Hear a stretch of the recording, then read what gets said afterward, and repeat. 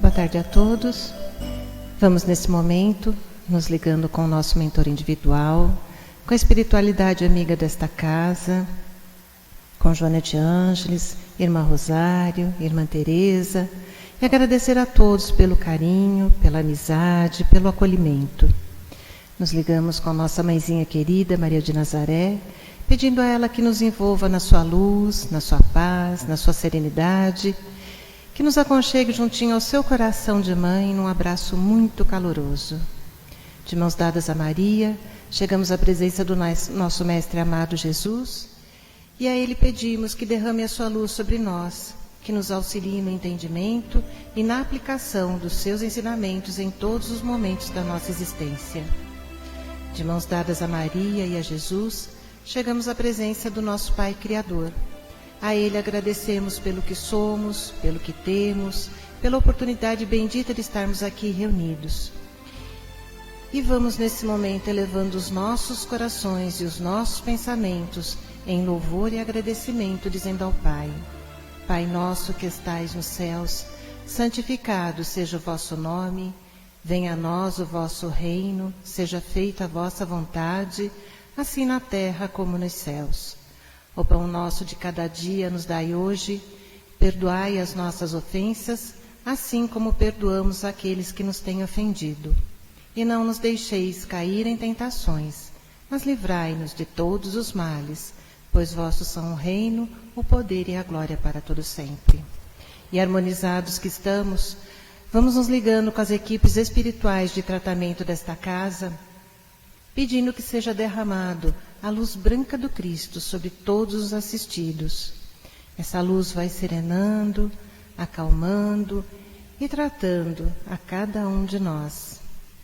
Pedimos às equipes de P2 que projetem a luz azul sobre todos nós. Essa luz vai percorrendo o sistema nervoso central, tratando cada um dos centros de força, trazendo todos eles no equilíbrio. Pedimos às equipes de CH que projetem a luz rosa no coração de cada um dos assistidos. Essa luz vai serenando, acalmando esse cardíaco, fortalecendo a fé e a confiança em cada um de nós. Nos ligamos com as equipes de P3B e pedimos a projeção da luz branca do Cristo, de um azul muito intenso que envolverá o coração e a mente de cada assistido. Pedimos também que sejam feitos todos os cortes de ligação que se fizerem necessários, que essas energias sejam levadas para o astral para o tratamento mais adequado. E vamos projetando um azul muito intenso em todo o sistema nervoso central e periférico, neurovegetativo, um rosa claro no cardíaco para aumentar a força, a confiança, a fé, um amarelo claro no frontal para ter pensamentos positivos, maior ligação com o mentor individual e força de vontade. E pedimos uma cúpula rosa clara vibrante da cabeça aos pés, envolvendo todos os assistidos de P3B. Aos assistidos de saúde, pedimos a projeção das cores do arco-íris, fazendo como uma cúpula protetora, envolvendo cada um desses assistidos pelo tempo que se fizer necessário. Que assim seja, Senhor. Graças a Deus. Convidamos a todos para que assistam neste momento a palestra que será colocada no ar. Que assim seja. E nessa sintonia de amor, vamos acolher o nosso irmão Antônio, que trará a mensagem dessa noite.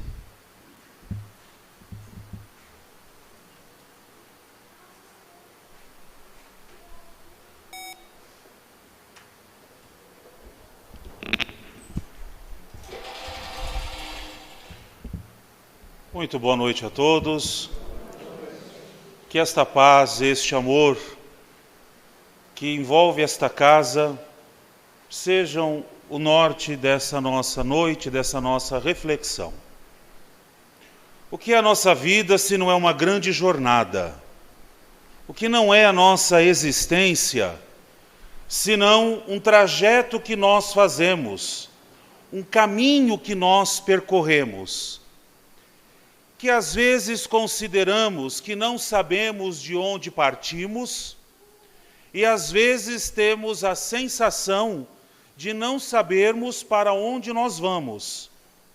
E quando olhamos este intervalo de onde nós saímos, que às vezes não sabemos bem de onde foi, e para onde vamos, que também às vezes nos sentimos perdidos, nos sentimos meio que atropelados com as coisas que vão acontecendo na nossa trajetória. Se pensarmos exclusivamente assim, como nós usamos a expressão em alguns lugares, alguns vão catar a bolsa e sair correndo, outros vão preferir largar a bolsa e vão sair correndo mesmo sem a bolsa. Mas é interessante que nós possamos tomar uma certa distância sempre quando precisamos analisar algo, para entender, para buscar compreender melhor como que as coisas estão acontecendo. Sim, a nossa vida é uma jornada. Nós vivemos uma grande trajetória, mas nunca estamos sozinhos. Essa trajetória, apesar dela ser uma trajetória individual, é uma trajetória pessoal, mas é uma trajetória feita entre pessoas, que por um motivo ou outro vão se encontrando, vão se reencontrando, que já se encontraram em algum momento, e talvez aquele encontro não deu tão certo, e tem a oportunidade de se encontrarem novamente, e amenizarem situações, ressignificarem outras situações, num novo momento, compreenderem melhor o que está acontecendo e melhorar a sua trajetória. Mas também a nossa trajetória, esta nossa jornada, ela é marcada por orientações, não por um manual de como usar, de como fazer, mas por orientações. Nós não precisamos nos sentir perdidos. E quando nós olhamos para a trajetória cristã, nós temos orientações que nos foram dadas. As orientações vêm sendo decodificadas há muito tempo, Só pincelando alguns pontos da história que nós conhecemos, num dado momento, o povo hebreu, que vivia tinha mais de 600 normas e prescrições, teve um encontro com um rapaz bastante simpático, um barbudo chamado Moisés, que conseguiu, por inspiração divina, óbvio, por inspiração e orientação do plano maior, transformar um conjunto tão complexo de normas, de regras, em 10 mandamentos. Ufa! Foi um alívio para o povo. Saber que tudo aquilo que estava dito, e muito dito, podia ser entendido em 10 orientações. Mas a coisa ainda não se resolveu. Algum tempo depois, e a terra estava sendo preparada para isso, Jesus encarna entre nós, como lemos no Evangelho de João, e o Verbo se fez carne e habitou entre nós. Então, Verbo, a própria ação de Deus estava entre nós. Não veio, como ele mesmo disse, alterar ou destruir a lei, mas ele veio dar pleno sentido a esta lei, ou seja, a lei estava lá, clara, ela existia, entretanto, o sentido não estava muito claro, e ele veio dar este sentido à lei. E ele, então, de 10 mandamentos, não é que ele reduz, ele coloca 2 que fazem referência a estes 10. Amar a Deus sobre todas as coisas e ao próximo como a si mesmo. A jornada continuou. Antes do retorno dele à verdadeira pátria, ele disse que o Espírito da verdade um dia viria para que recordasse aquilo que já foi ensinado. Ou seja, a humanidade continuaríamos nós, precisando de orientação. E eis que então, no século XIX, acontece esta manifestação a Allan Kardec, que traz então para nós orientações importantes e necessárias para o nosso dia a dia. O que nós estamos refletindo está no Livro dos Espíritos, a partir da questão 258, a escolha das provas. E é interessante falar de provas bem no início, para muitos, de um ano letivo escolar. Eu não sei se tem professores aqui, mas eu vou dizer também como professor, existe uma parte deliciosa do magistério, que é a troca de conhecimento. Isso é delicioso. E ainda mais, hoje, mesmo com todas as dificuldades que nós possamos enfrentar, existe uma troca muito, não que antes não existisse, por favor, mas como o acesso à informação é muito grande, existe uma possibilidade maior de troca de conhecimento. Mas quando chega o tema prova, aí é o aluno que começa a torcer o nariz, é o professor que começa a repensar a sua carreira, se vale a pena mesmo, porque o tema prova não é uma coisa muito agradável de se ouvir. Mas os bons espíritos respondem a Kardec algumas questões que vêm nos ajudar a entendermos melhor a jornada que nós fazemos. E aí me permitam, não saindo da proposta do Livro dos Espíritos, mas fazer um paralelo para que possamos trazer muito para próximo de nós essa reflexão. Quantas vezes, deixa eu pensar aqui, tem alguém da Indonésia aqui? Não, né? Que bom. Lá na Indonésia, as pessoas quando passam por algumas situações, lá na Indonésia, não sei se é para lá ou se é para lá, mas tudo bem, lá para a Indonésia, eles têm o hábito de falar assim: por que aconteceu comigo? O que me deixa tranquilo é que nós aqui no Brasil, nós não temos o hábito de questionar desta maneira, né? Lá na Indonésia, quando é verão lá na Indonésia, eles têm o hábito de se questionar: por que tanto calor? Não precisava ser tão quente assim. Por que eu estou passando mal? E outras coisas que eles vão questionando lá na Indonésia. Por que esta pessoa está vivendo comigo? Né? Eu preciso procurar aquele que jogou uma frase mágica. Não vou usar os termos que as pessoas da Indonésia costumam dizer. Uma pessoa que jogou uma frase mágica sobre nós dois. E essa frase, ela não se conclui. E a frase é: vocês vão viver até que a morte os separe. Na Indonésia, minha gente, isso dá um problema, porque um muitas vezes olha para o outro e chama de meu amor, porque é melhor chamar de meu amor do que o que vem à sua mente num primeiro momento. E muitas vezes, lá na Indonésia, também questionam: o que eu fiz para Deus para ter esse chefe que eu tenho? Porque eu tenho certeza que quando eu preciso, por um motivo muito particular e necessário, chegar atrasado, que é só de vez em quando. A semana comercial na Indonésia tem 5 dias. E eu chego atrasado só 4 desses 5 dias. Mas no dia que eu chego atrasado, o meu chefe chega mais cedo.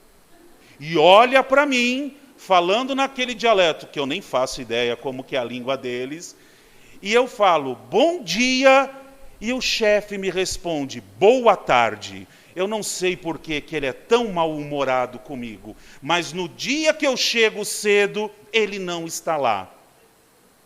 Na Indonésia, minha gente, a dinâmica não é fácil. Na Indonésia, por exemplo, as pessoas, quando elas enfrentam, elas se deparam com alguma situação, por exemplo, de dificuldade financeira, volta o questionamento: por que comigo? Por que tudo que eu faço não dá certo? E aí, volto a dizer, como é bom que nós aqui, que já estamos num outro patamar, pensamos de uma outra maneira.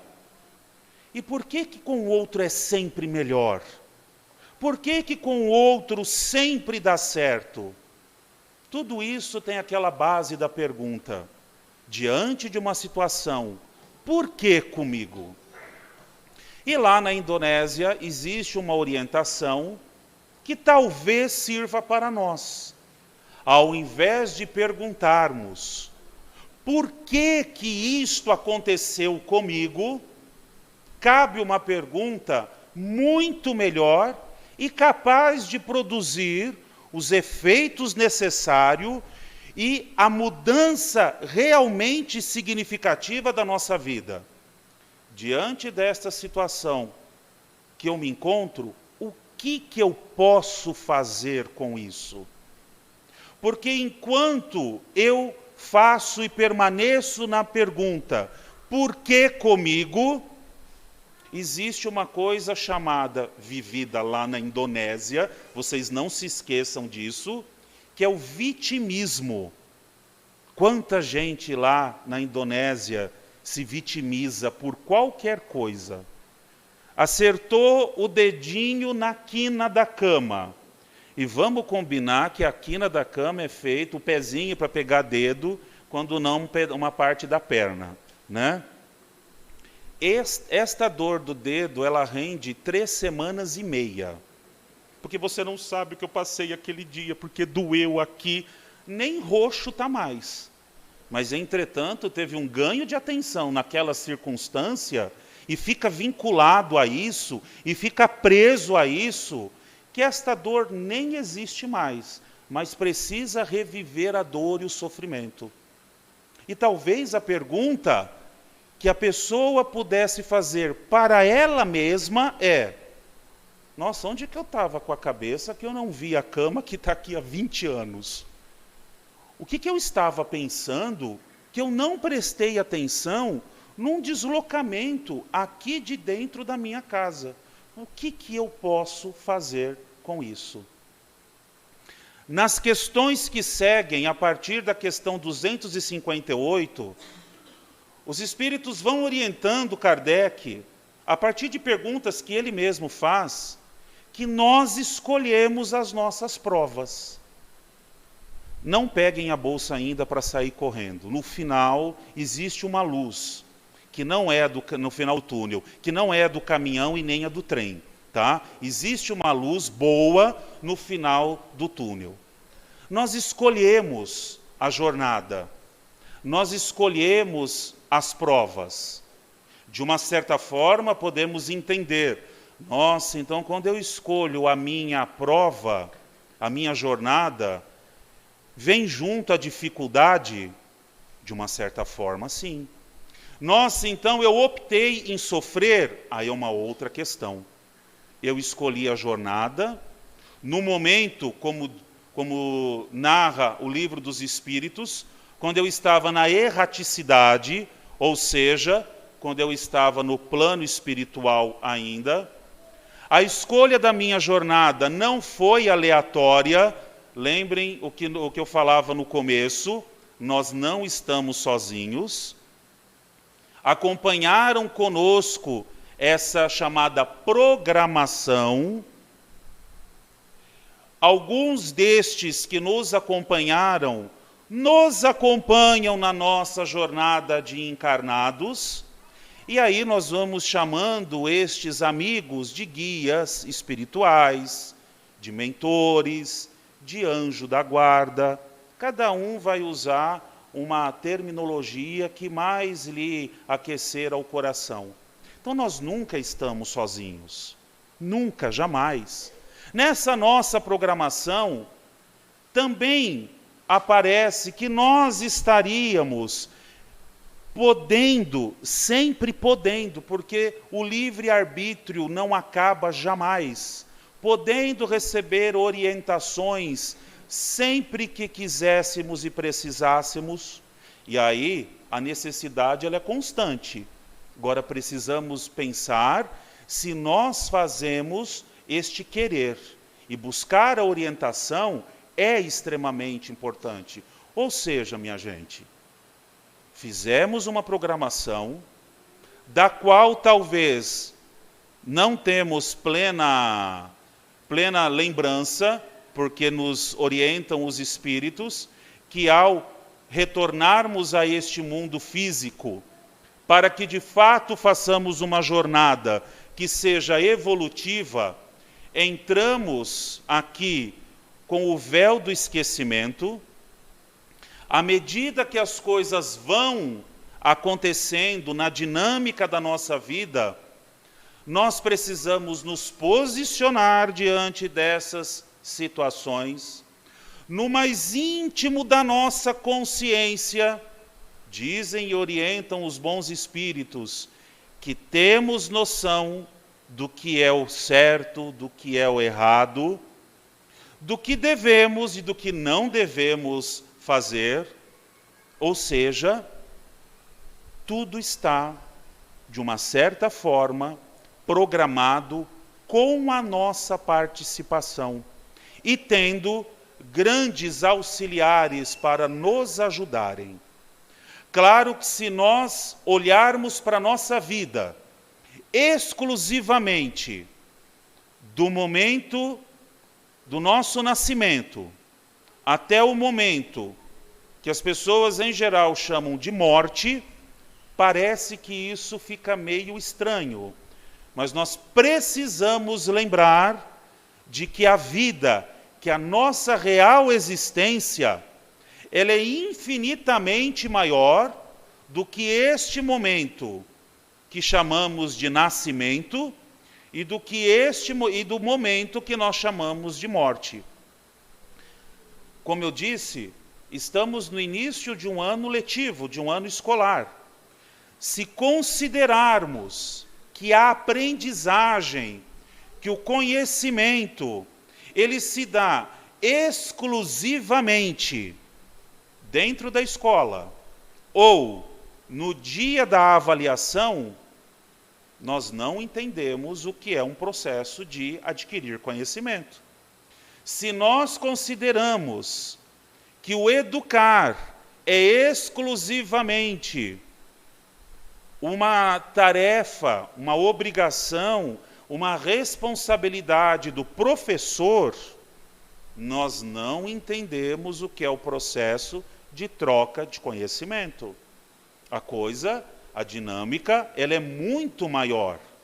Nós não podemos restringir a momentos. Claro que estes momentos, eles são importantes para ficar evidentes algumas coisas, para que aqui ou ali, naquela aula, naquela atividade, naquela saída pedagógica, naquele seminário a ser apresentado, fique mais claro e mais objetivo.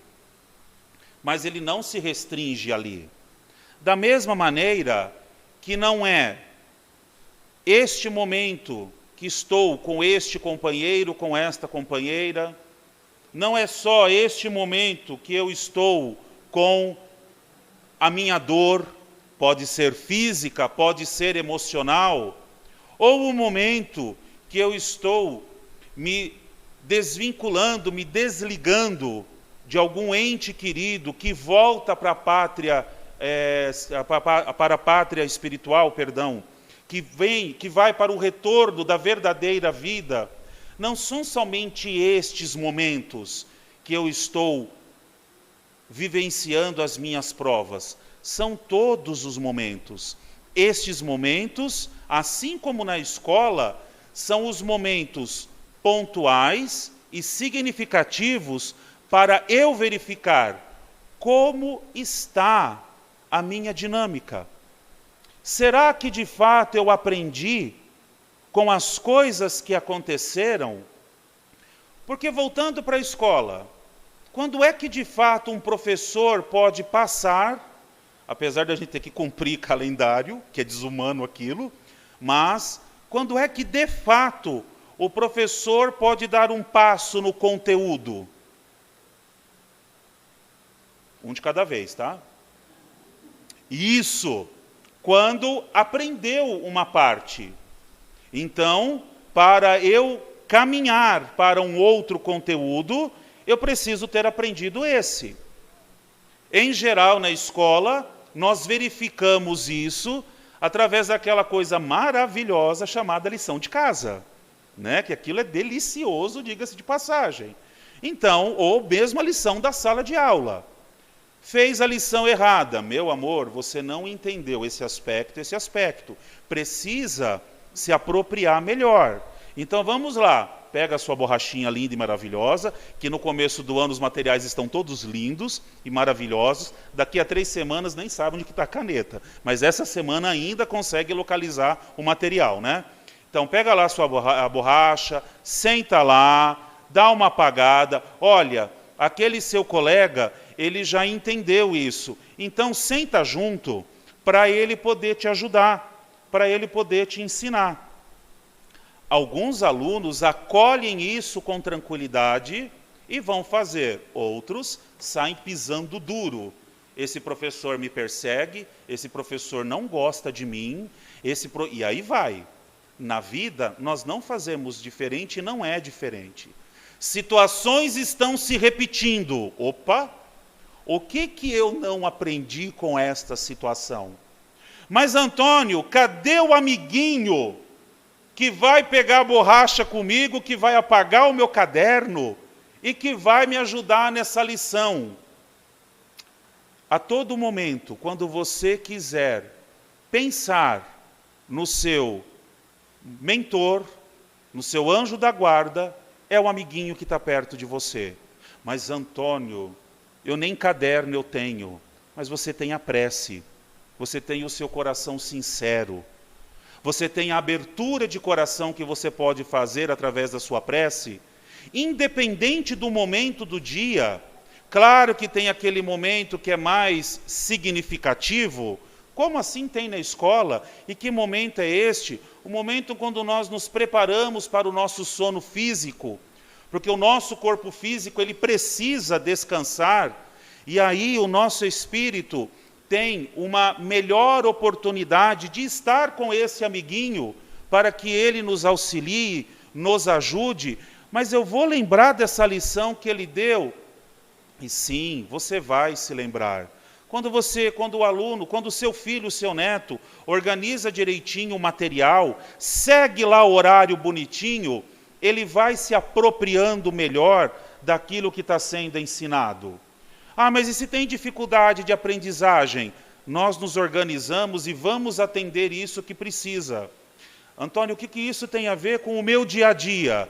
À medida que eu estabeleço a minha dinâmica de prece, a minha dinâmica de estar com este amigo espiritual, na prece, no sono físico, porque é só o corpo físico que dorme, ao longo do dia.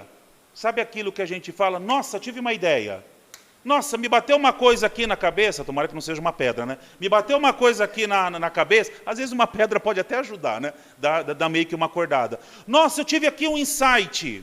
Muitas vezes, isso que nós costumamos dizer que não sabemos de onde vem, é um despertar daquilo que nós, enquanto dormíamos no nosso sono físico, estávamos recebendo as orientações necessárias. Então, meus amados, minhas amadas, nós fazemos sim as escolhas.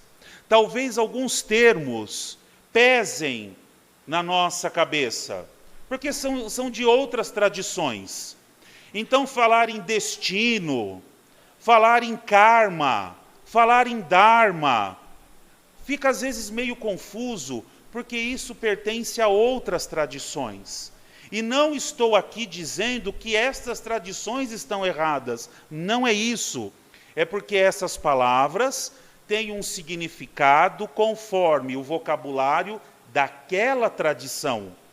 Quando nós importamos isso e nós tentamos adequar aquilo que nós vivenciamos, acontece um choque. Então, uma sugestão: nós precisamos nos apropriar melhor da fé que nós professamos, e o que não nos falta são orientações para isso, sejam dos livros, por exemplo, da obra de Kardec, seja, por exemplo, dos inúmeros outros livros que a doutrina espírita indica para nossa orientação, seja através, e vai aí o convite, dos cursos que acontecem, a Escola de Aprendizes do Evangelho, por exemplo, que vão nos auxiliar, que vão abrir a nossa consciência para o esclarecimento, para entendermos que, apesar das dificuldades que nós estamos vivendo, nós escolhemos a trajetória. Às vezes, uma coisa ou outra aparece como uma certa consequência que não tínhamos previsto muito, mas que vem também nos ensinar. Porque a grande pergunta que nós precisamos fazer é sempre esta: o que eu posso fazer com esta situação? À medida que nós nos distanciarmos da outra pergunta, por que aconteceu comigo? Quando nós nos distanciarmos até o ponto de esquecermos essa pergunta, estaremos melhorando a nossa trajetória. Estaremos nos aproximando daquilo que foi um dia, lá na erraticidade, lá no plano maior, a nossa programação. E estaremos encarando com responsabilidade a trajetória que é nossa. Mas jamais estamos desamparados. Muito pelo contrário, somos mais amparados do que podemos imaginar. E se me permitirem uma sugestão, basta lembrarmos do belo poema Pegadas na Areia. O exemplo o que traz este poema é um grande exemplo. Jamais estamos desamparados.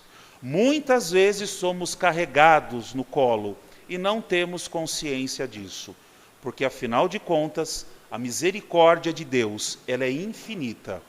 Por mais que possamos tentar expressar em palavras, não chegaremos perto do que é a misericórdia de Deus. Muita paz a todos.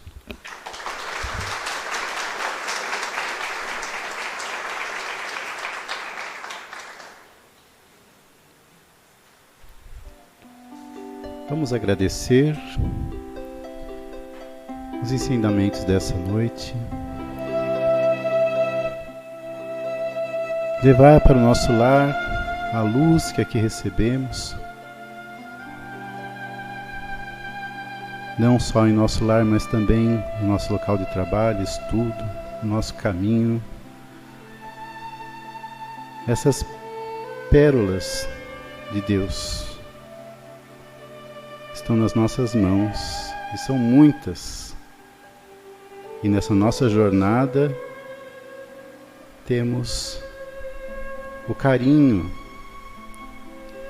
o amor e essas joias para distribuir, principalmente para os nossos irmãos mais necessitados.